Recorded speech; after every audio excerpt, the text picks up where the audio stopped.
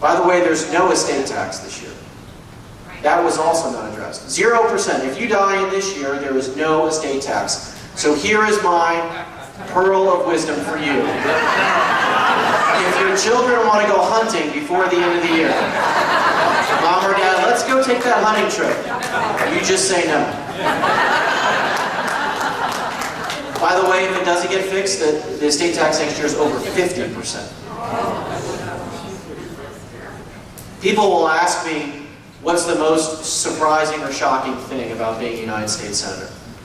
And I've told you some shocking things already. But the thing that is most amazing to me is the way this government misspends your money. It is outrageous. It is worse than you think. And I know you think it's pretty bad. So let me give you some examples. In 2010, your government spent $1.3 trillion more than it took in. It ran a $1.3 trillion deficit in 2010. It took this country 200 years to go $1 trillion in debt, around 1980. We just did $1.3 trillion in 1 year. The national debt in January 1st of 2007 was $8.6 trillion. Today, it's $11.6 trillion. I'm sorry, $13.6 trillion. 8.6 to 13.6. $5 trillion, 3 years.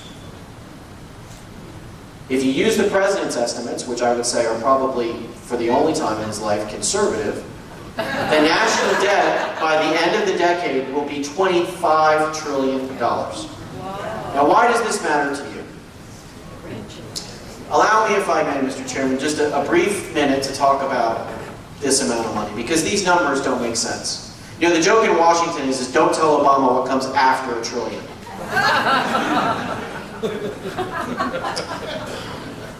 I didn't know what $1 billion was until I went to Tallahassee.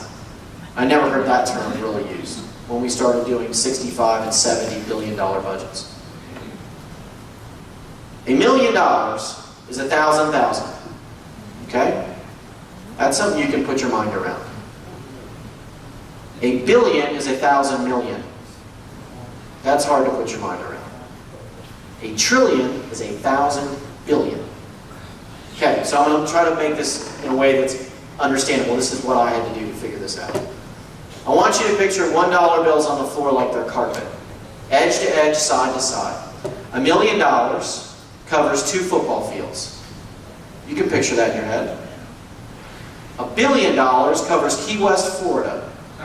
3.4 square miles of $1 bills carpeting Key West, Florida. Imagine Duval Street with $1 bills going down it. Stranger things have happened in Key West. $1 trillion covers Rhode Island twice.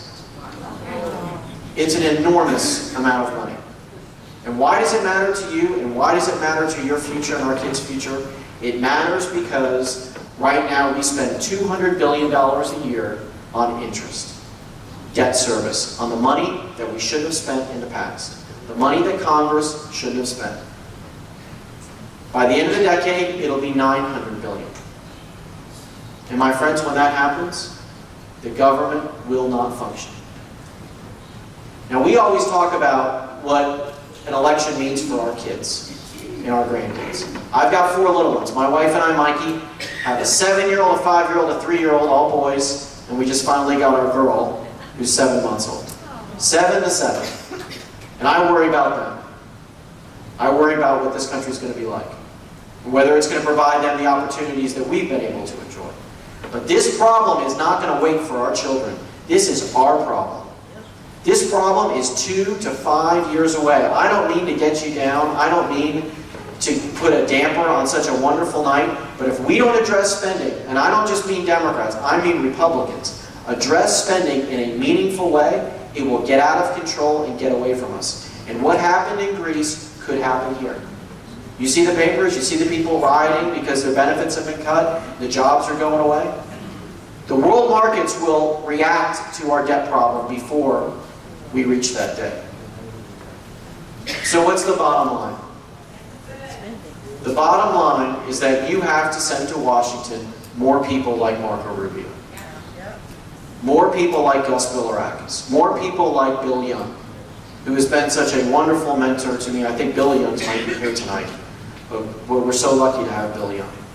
You need to send people to Washington who are going to have the courage of their convictions to do what's right and get this country back on the right path, and then come home and live under the laws they passed. I think most of my colleagues think their first name is Senator because they've been there so long. And I'm going to tell you something too that's a little unorthodox, not very politically correct. It's just not Democrats that need to come home. Some of our Republican friends need to come home too.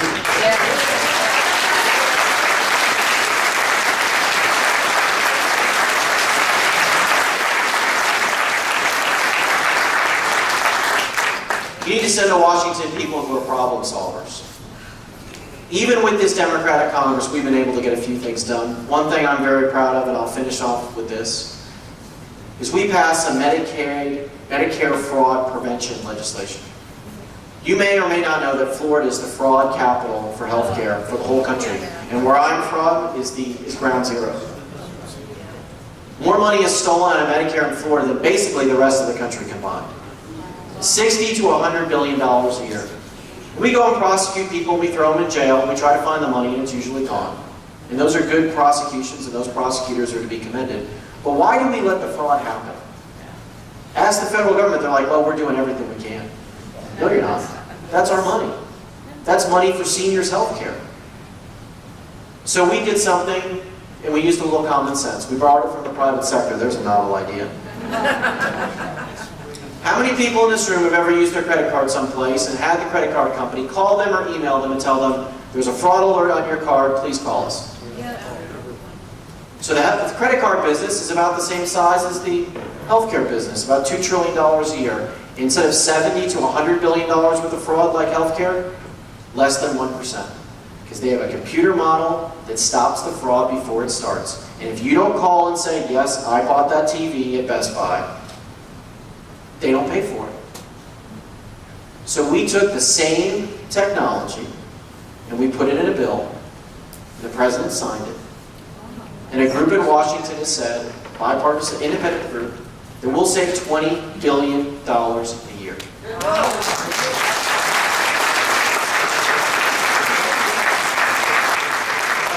So what have we done? Let me leave you with this. I know that these are heavy things to think about. And I know we live in challenging times. But there is nothing as Americans that we can't accomplish. Nothing. I recently had a chance to have dinner with a lady named Doris Kearns Goodwin.